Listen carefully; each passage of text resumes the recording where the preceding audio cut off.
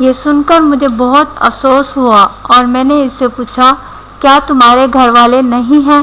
اس نے کہا، ہاں ہیں، لیکن وہ دوسرے شہر میں رہتے ہیں۔ میں نے کہا، جہاں بھی رہتے ہیں تمہیں کہیں کہ تم اس شخص کو اس کے حال پر چھوڑ دو اور اپنے گھر والوں کے پاس چلی جاؤ، شاید تمہارے جانے سے اسے عقل آ جائے۔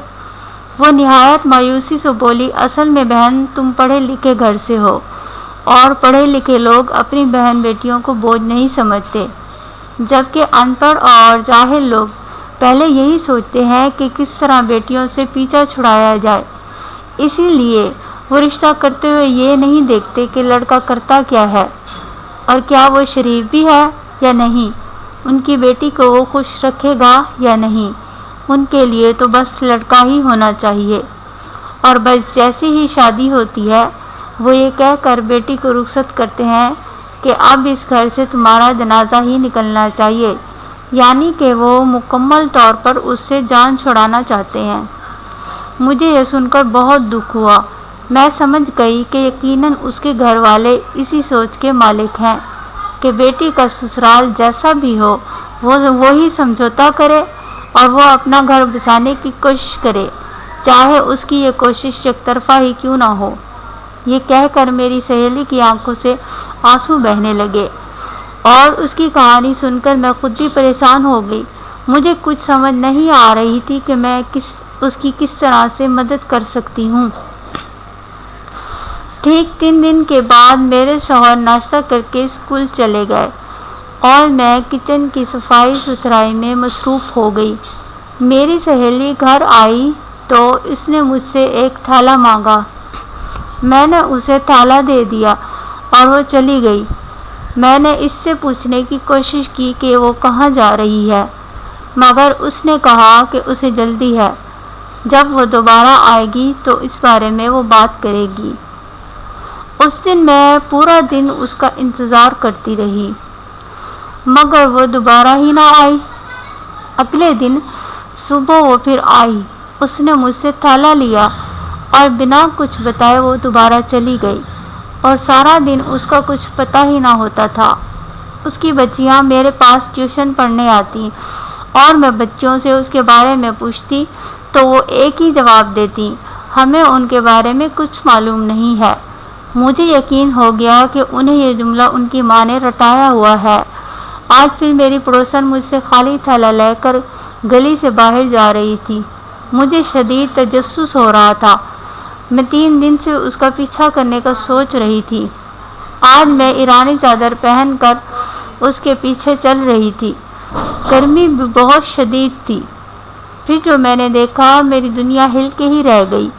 وہ کچرا کنڈی کے پاس رک کر اس نے وہ تھیلا کھولا اور اس کے اندر وہ اپنے آپ کو بند کرنے لگی، اور میں چھپ کر یہ سب کچھ دیکھ رہی تھی۔ میں نے دیکھا کہ وہاں سے کچھ فاصلے پر ایک گاڑی کھڑی تھی۔ جیسے ہی اس نے خود کو بوری میں بند کیا تو وہ گاڑی اس کے پاس آ کر رکی اور گاڑی میں سے ایک شخص باہر نکلا۔ اس نے ادھر ادھر دیکھا اور بوری کو گھسیٹتے ہوئے اس نے گاڑی کی پچھلی سیٹ پر رکھ دیا اور جلدی سے گاڑی کی اگلی سیٹ پر جا کر بیٹھ گیا۔ جو شخص ڈرائیونگ سیٹ پر بیٹھا تھا اس نے جلدی سے گاڑی سٹارٹ کر دی اور وہ لوگ وہاں سے چلے گئے۔ میں یہ سب دیکھ کر باقاعدہ سکتے میں آ چکی تھی۔ مجھے کچھ سمجھ نہیں آ رہا تھا کہ یہ سب کچھ ہو کیا رہا تھا۔ یہ ایک چھوٹا سا علاقہ تھا، یہاں ایسی باتوں کا زیادہ دیر تک چھپے رہنا ممکن ہی نہیں تھا، مگر یہ کچرا کنڈی علاقے سے باہر جاتی ہوئی روڈ پہ تھوڑی سائڈ پہ کر کے تھی، اور عام طور پر لوگوں کا یہاں آنا جانا کم ہوتا ہے۔ یقیناً اسی لیے وہ یہاں سے یہ سب کچھ کر رہی تھی تاکہ کسی کو پتہ ہی نہ چلے، مگر یہ سب کتنے دن تک آخر چھپا رہ سکتا تھا۔ یہی سوچتے سوچتے میں کچھ دیر بعد سکتے سے باہر آئی تو میں نے گھر کی راہ لی۔ میں اپنی دوست کے لیے بہت زیادہ فکر مند تھی، مگر مجھے کچھ اچھا بھی نہیں لگ رہا تھا۔ یقیناً وہ غلط لوگوں کے ہاتھوں میں تھی۔ مجھے تو اس کی دونوں بچیوں کی فکر تھی۔ اگر اسے کچھ ہو گیا تو اس کی بچیوں کا کیا ہوگا؟ میں جلد از جلد کسی نتیجے پر پہنچنا چاہتی تھی۔ میں نہیں چاہتی تھی کہ میری سہیلی کسی مصیبت میں پھنسے۔ پورا دن اسی طرح بے چینی میں گزر گیا۔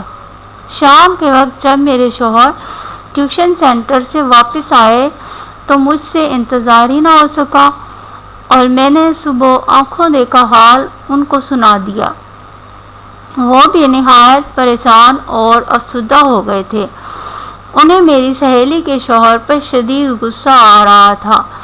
جو کچھ بھی ہو رہا تھا اس کا ذمہ دار وہی تو تھا۔ اگر وہ ٹھیک ہوتا تو اس کی بیوی اور بچیوں کی یہ حالت نہ ہوتی۔ میرے شوہر نے اسی وقت اسکول کے پرنسپل کو فون کیا اور ایک دن کی چھٹی لے لی۔ مجھے کہنے لگے، اس سے پہلے کہ تمہاری دوست کسی مصیبت میں مبتلا ہو، ہمیں اس کی مدد کرنی ہوگی اور اسے بچانا ہوگا۔ اپنے شوہر کا یہ جذبہ دیکھ کر میرے دل میں ان کی عزت اور بھی زیادہ بڑھ گئی۔ اگلی صبح ابھی ہم ناشتہ کر ہی رہے تھے کہ دروازے پر دستک ہوئی۔ دروازہ کھولا تو میری سہیلی موجود تھی۔ میں نے اس کی طرف تھیلا بڑھایا تو وہ مسکرانے لگی۔ بولی، تھیلا گیٹ پر ہی لے آئی ہو؟ میں نے کہا، نہ تو تم کچھ بتاتی ہو اور تمہیں تو جانے کی بھی بہت جلدی ہے اور نہ تم رکتی ہو، اسی لیے میں تھیلا ساتھ ہی لے آئی۔ وہ مجھے دیکھ کر مسکرائی اور بولی، اگلے 3 دن تک میں ضرور آؤں گی، پھر ہم بیٹھ کر تفصیل سے بات کریں گے۔ میں نے کہا، جیسی تمہاری مرضی۔ اس نے بھی مسکراتے ہوئے ہاں میں سر ہلا دیا۔ اگر آپ کو میری یہ سٹوری اچھی لگی ہے تو اس چینل کو سبسکرائب کریں اور بیل آئیکن کو پریس کریں۔ Thanks for watching.